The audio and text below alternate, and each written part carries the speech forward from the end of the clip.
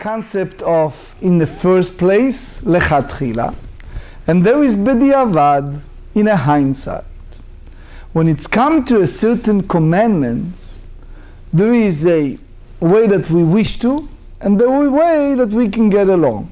But when we are speaking here in Tractate Sotah, with the expression, we describe how this woman come before the priest and he make an oath and she need to respond amen twice.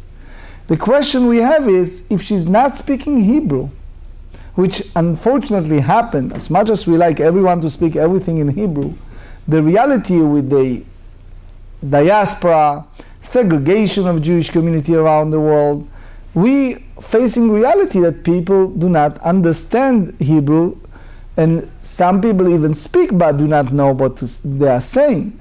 So the question is, when we have to have those expressions in Hebrew, it means that it has to be only in Hebrew, otherwise it's invalid, is unacceptable? Is that mean in a hindsight, if it wasn't in Hebrew, is okay?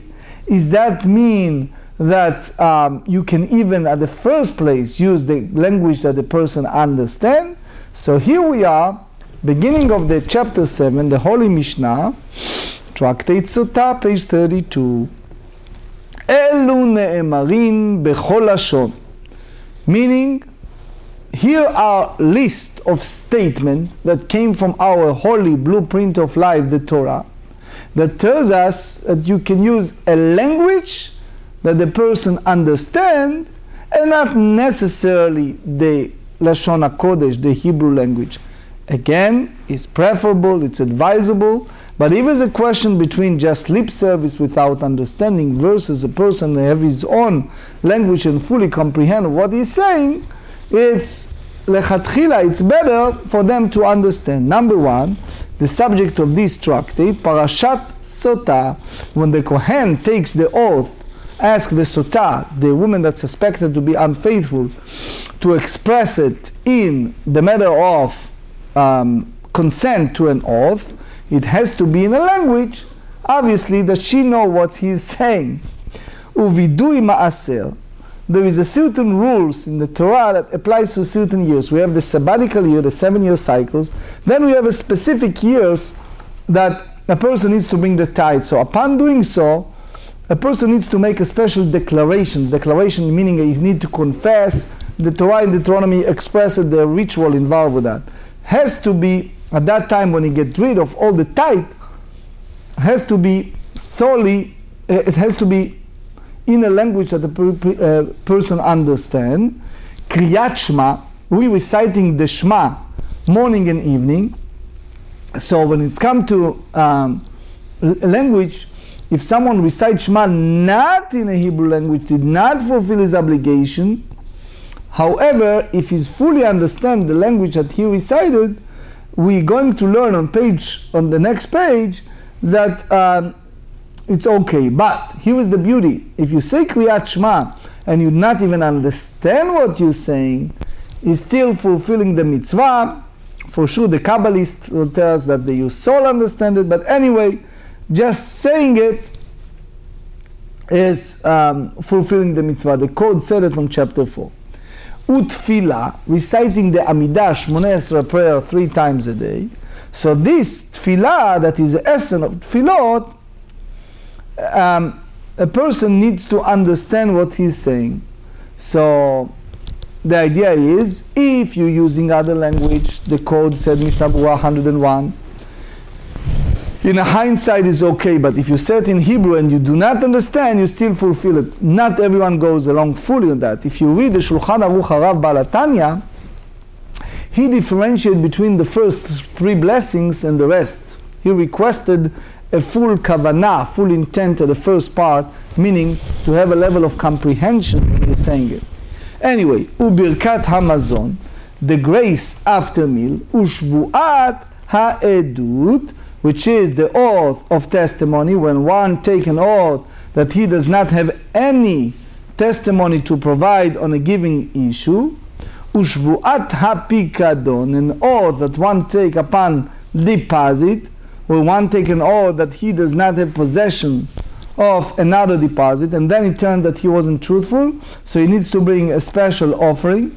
So it means that even he was sued, he expressed it in other languages, Rashi said, not necessarily in the Lashon HaKodesh, in the Hebrew. Ve'elu ne'emarim b'lshon HaKodesh, and here we have a list of statement that has to be solely and only in Ivrit, meaning if you recite it in other languages, you utter something that is meaningless. Mikra bikurim, when a person brings the first fruit to Beit HaMikdash, this is the commandment in Deuteronomy 26, that any one of the 7 species that growth in Eretz Israel, a person needs to bring the first fruit to the Holy Temple. So when he does that, he needs to make a special recitation. That has to be solely in a Hebrew language.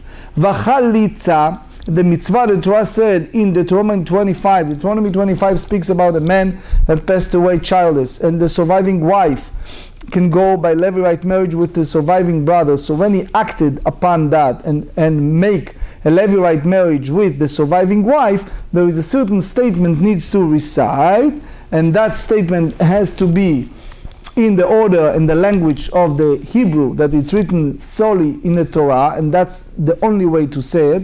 Brachot uklalot, when the Torah said in Deuteronomy 11 that they divided the tribes, 6 tribes in each side of mountain, 1 in the mountain Grizim, 1 in the mountain Eival. Each group need to agree and consent upon a series of blessings and curses. All of that needs to come up solely in the Hebrew language. Birkat Kohanim, the Torah said in the book of Bamidbar, chapter 6, that the Kohanim are commanded levarech, they need to bless the nation. When they recite that blessing, it has to be in Ivrit, and the Gemara soon on pages 37 to 40 explain to us the specification, but in a general term, it has to be in the Hebrew language. Ufarashat HaMelech, at the completion of 6 years of the sabbatical year, when you have the Shemitah, then it's called Ma'amad HaKel, which is the ingathering of all the people, Deuteronomy 31, in a festival of Sukkot, and the king and the leaders assemble all the people. So when they recite a special Torah portion, it has to be in Ivrit. Ufarashat Egla Arufa, the Torah said in Deuteronomy 21, if they found a body outside of the city and is unknown who is the deceased or who is involved with this, they need to go and measure the closest city, and then the people, elder of the city, needs to take an oath that our hand was free of spitting this blood, of causing this death. So when they do that, it has to be that statement solely in Ivrit. Umshuach milchama b'sha'a shemdaber el ha'am. We have here a priest who is anointed for war. When he addressed the nation before the going out of battle, it has to be only in Ivrit, as the Torah said in Deuteronomy chapter 20. Sources, Mikra bikurim keitzad. How do you know that the recitation of the first fruit has to be recited specifically in Ivrit? Because the Torah said in Deuteronomy 26, Ve'anita ve'amarta lifnei Hashem Elokecha, and you shall speak and say before the Lord your God. So, and then ulehalan, and then in regard to a blessing and a curses in the 2 mountains, Grizim and Eival, the two who omer v'alvim v'amru, and the Levim recited and as a respond, meaning they respond Aniyah and Amirah. So therefore we express it in the verbal juxtaposition, which called Gzera Shava. Ma lehalan, the same way as the blessing and the curse. It has to be Bilshon HaKodesh, it has to be in the Ivrit. Afkan, when it's come to recitation of the first fruit, Aniyah ve'amra, they respond and saying Bilshon HaKodesh. Chalitza, when it's come to Chalitza ceremony, must be in Ivrit. Because the Torah said in Deuteronomy 25, verse 9, Ve'anta ve'amra, u'la'lan umer ve'anu alvim ve'amru. So you see the language of Aniyah and Amirah, it's written in both. So we learn the same verbal juxtaposition, it's called Gzera Shava. Ma'alalan, in regards to blessing and the curses, it has to be Bilshon HaKodesh. Afkan, when it's come to Chalitza, it has to be the same way in the sacred tongue. Another source. Rabbi Yehuda אומר וענתה ואמרה ככה עד שתאמר בלשון הזה. בלשון הזה meaning it has to spell out in Ivrit. ברכות וקללות כיצד? How did the ceremony of blessing and curses take place? So, for sure, that's not in a simple כיצד, it means how exactly the action involved with this. כיוון שעברו ישראל את הירדן ובאו להר גריזים ועל הר עיבל, when the children of Israel crossed the Jordan River and attend to these two mountains, גריזים and עיבל, שבה שומרון, this is the city that turned to be the city of kingdom of the nation of Israel, שבצד שכם שהוא באצל ממרא, that this is the close to the city of Nablus that is close to the place of אלוני מראה. So there is a view that is a different location, Gemara in 33. But anyway, so we learn from that. שנאמר, because they said, in regards to these two mountains, הלא המה בעבר הירדן, ולהלן הוא אומר, ויבוא אברהם בארץ עד מקום שכם, עד אלון מורה. מה אלון מורה האמור להלן שכם, אף אלון מורה האמור כאן שכם. So it means an additional name. The truth is, the Torah in Deuteronomy 11 verse 30, there is a commentary, it's called Mizrahi, that he elaborates on that, how exactly it matched. But anyway, the Gemara go back, the Mishnah, and explain to us the description of the blessing and the curses. שישה שבטים עלו לראש הר גריזים, ושישה שבטים עלו לראש הר עיבל. They divided it between two group of tribes. It was 6 tribes that went to Mount of Gerizim, which was Shimon, Levi, and Yehuda, Yisachar, Yosef, and Binyamin. The 6 tribes that went to Har Eival were Reuven, Gad, Asher, Zvulun, Dan, and Naphtali. That's the way the Torah described in the Deuteronomy 27. So they said, שישה עלו להר גריזים, לראש הר גריזים, שישה עלו לראש הר עיבל, והכהנים והלוויים והארון עומדים למטה באמצע. Which is that the Torah said, the text said in Yoshua chapter 8 verse 33 that it was between the mountains, the כהנים and לוויים and the art stand in between. הכהנים מקיפים את הארון והלוויים מקיפים את הכהנים. The כהנים circle around the Aaron and the Leviim circling around the Kohanim וכל ישראל מכאן ומכאן. Two sides on Mount Gerizim, Mount עיבל, שנאמר וכל ישראל וזקניו ושוטריו ושופטיו עומדים מזה לארון. הפכו פניהם כלפי הר גריזים. So the Levites turned the face Mount Gerizim, and then when they turned to Mount Gerizim, ופתחו בברכה, and they opened with the blessing. ברוך האיש אשר לא יעשה כפסל ומסכה. Bless are you, a person who does not carry any molten image, which means you have two groups, and one said it, ואלו ואלו עונים amen. And therefore the two groups standing in either mountain answer amen. הפכו, then the Kohanim and Leviim turned the face Mount Eival, פניהם כלפי הר עיבל בקללה, and now they go the other way around, and what they said is, ארור העיר אשר שיעשה פסל מסכה, cursed be the man who makes a graven or molten image. ואילו ואילו, the two groups, 6 on Mount Gerizim and 6 on Mount Eival, respond and said, עונים amen, consent. עד שגומרים ברכות וקללות, until they completed the series of blessing and curses, ואחר כך הביאו את האבנים, then they bring the large stones, ובנו את המטבח וסיידו בסיד, and build the altar and plaster it with the plaster, וכתבו עליו את כל דברי התורה ב-70 לשונות. They write all the word of Torah in 17 languages, שנאמר, the Torah said in Deuteronomy 27, באר היטב, which means the Maharsha said it should be translated to all the nations in the common language that they understand. ונטלו את האבנים, and then they collected those stones on the altar, and ובאו, and they came.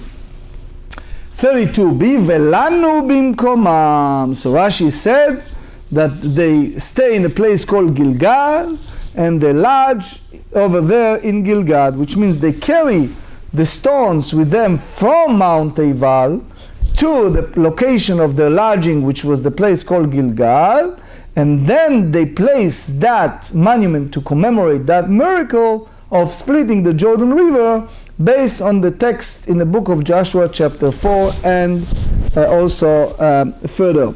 the Ralbag, by the way, explained why they did it, because the 14 years that they entered the Holy Land, that was the place of the tabernacle. The Gemara in Tractate Sotah, page 112b, elaborate. They said that the place that you commemorate the miracles, that's the place you place the sacred stone. That's the way the Torah commanded in the book of Shmot, chapter 16, verses 32-33, to take that jar, tzintzenet, man of manna, in the tabernacle, in the Mishkan. Now the Gemara elaborates on the ruling, the first ruling, that when you take the oath of Sotah, it has to be in any language. What did the Gemara say? They said, פרשת סוטה מנהרן דכתיב, ואמר הכהן לאישה, בכל לשון שהוא אומר. So, the key is she needs to understand.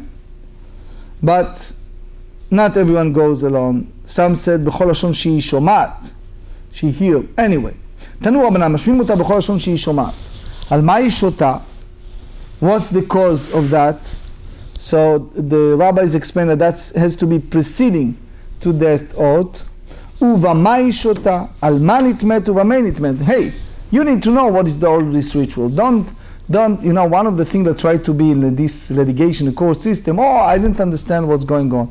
I sign all this document with a small printing, I don't know what they are saying or what. Here is the idea, we want to make it as clear as possible, lucid as possible, so it's no game.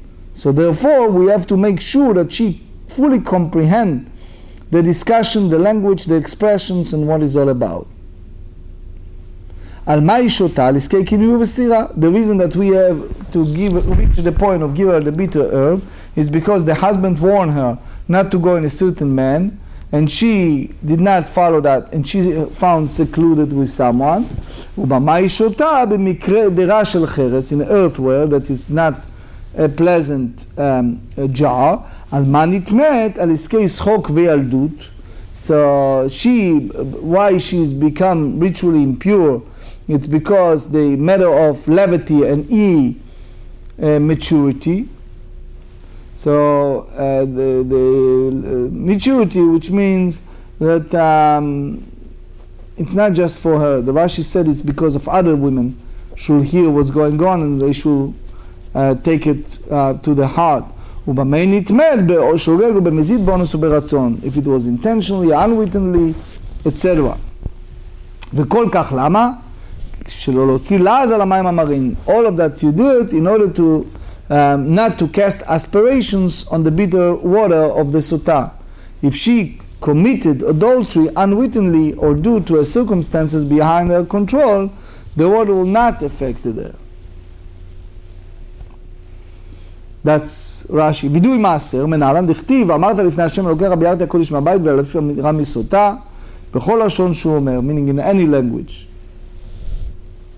אמר לרב זביד לאביי, ולאלף אמירה מלוויים, so he said that we should derive a verbal analogy from the saying, mention the verse, and the Leviim shall speak and say, how? So he explained, מה להלן בלשון הקודש, אף כאן בלשון הקודש. The same way as the blessing and the curses has to be in the Hebrew language, so the same way as confession of the tithe has to be in a Hebrew language. So the Gemara responded and said, דנין אמירה גרידתה מאמירה גרידתה. We derive verbal analogy from a term saying in a verse that the words say appear alone, and another instance where the words saying appear alone.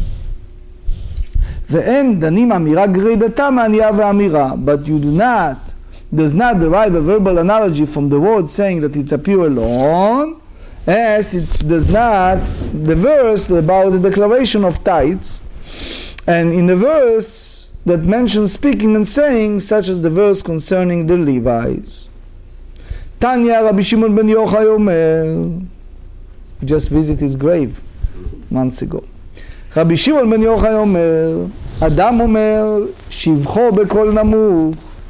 A person shall say his own praise in a soft voice. וגנותו, and something discredit him, בקול רם. שבחו בקול נמוך, מן עבדוי מעשר. This is the expression of all the good. גנותו בעורם במקרא ביקורים, speak about לבן ארמי. וגנותו בקול רם, why a person needs to say that, אמר רבי יוחנן משום רבי שמעון בן יוחנן, מנמה תקנו תפילה, why they say the silent עמידה, כדי שלא יבייש את עוברי העבירה, not to embarrass those who committed sins. Because one of the things a person needs to do vidui, and they do it quietly. שהרי לא חילק הכתוב, מקום בין חטאת לעולה.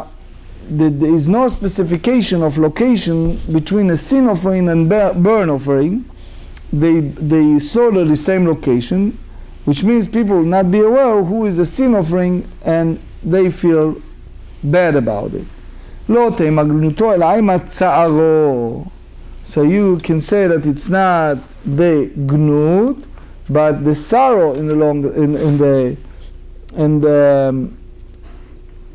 expression. Publicize his pain in loud voice. Kedetanya, as we learn about the Metzorah, the sending out of the camp, the Torah said in Leviticus 13, Vetameh, Tameh Ikra. So Rashi explained to us,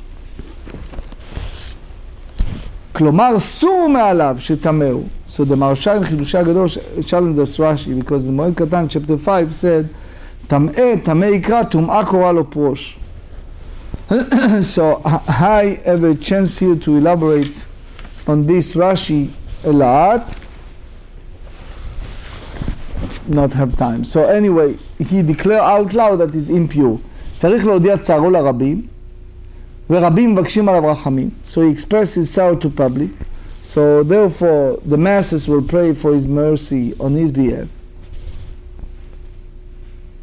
וכל שמי שאירע בו דבר, עדיין להודיעו ברבים, ועל הרבים מבקשים עליו תחנונים. So again, the idea of masses will pray for mercy on his behalf, that hopefully makes a difference for that person.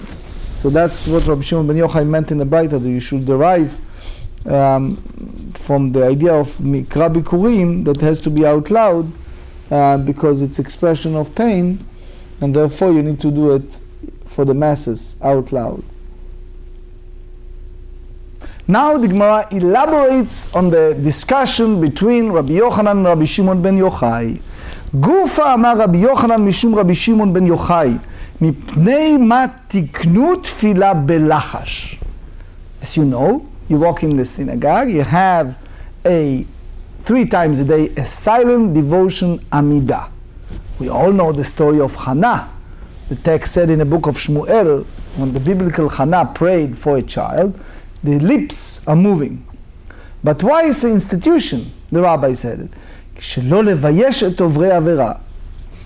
Which means, in order to avoid embarrassment for those who confesses during their prayer, so they express their iniquities, and that embarrassment for other people to hear. You see how sensitive are the rabbis. שהרי לא חילק הכתוב בין מקום בין חטאת לעולה, the location between the sin offering and burn offering is no 2 different locations to do this ritual of slaughtering those animals, but you do it collectively in one location in order to avoid people who watching to see who are those people who are bringing the sin offering, and as a result they feel insulted, they feel in a way offended.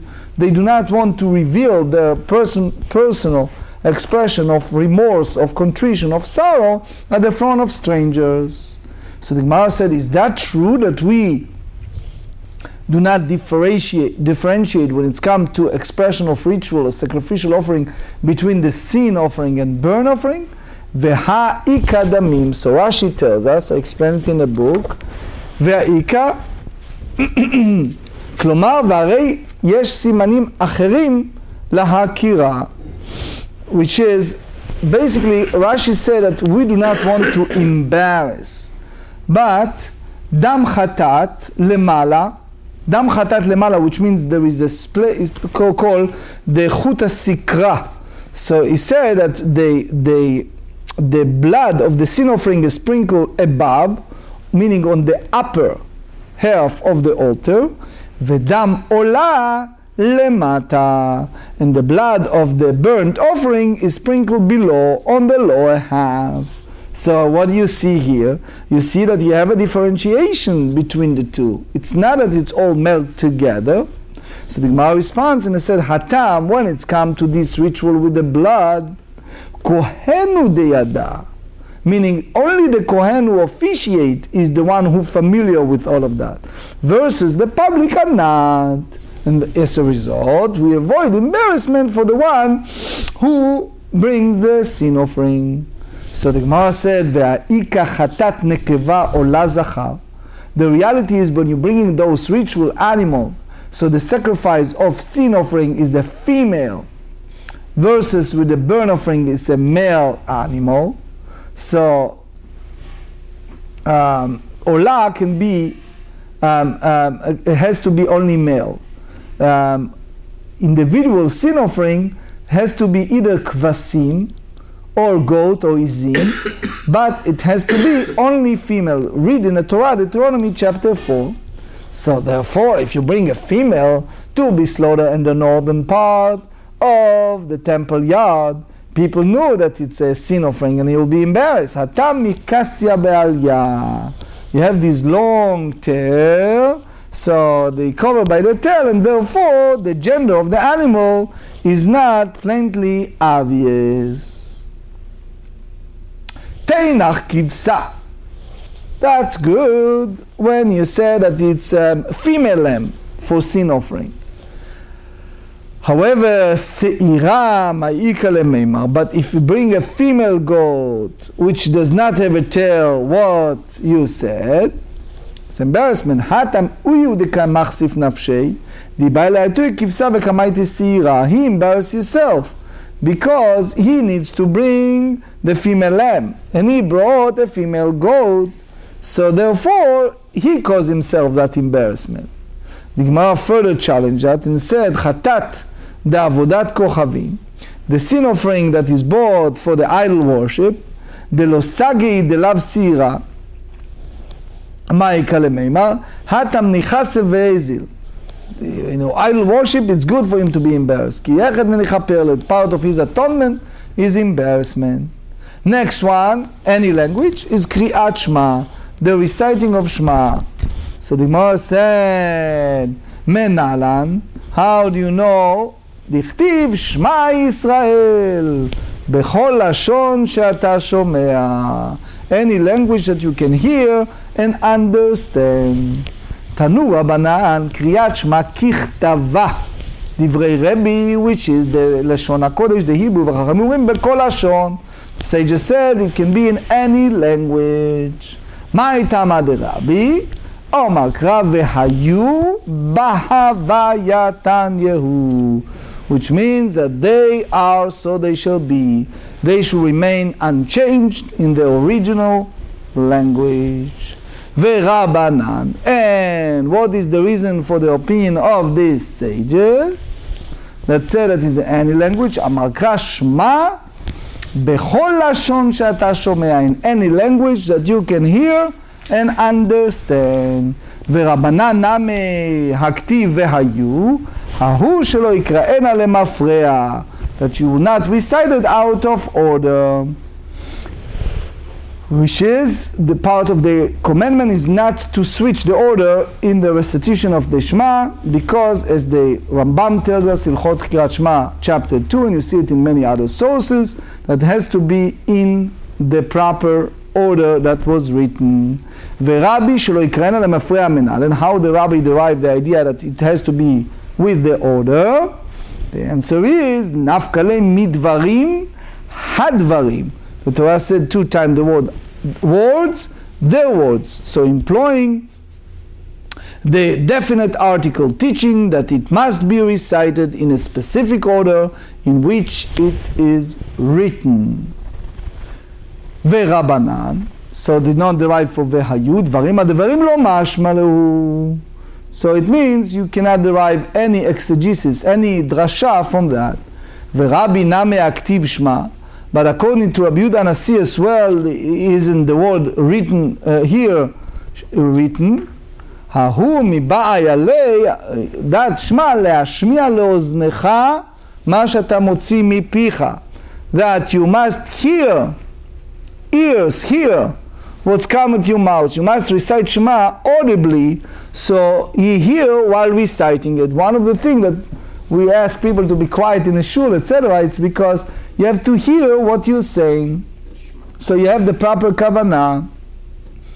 So what's the idea of any language? Rabbanan Savale Kemadamar, that's famous Mishnah in Tractate Brachot, page 15, הקורא את שמה ולא ישמיע לאוזנו.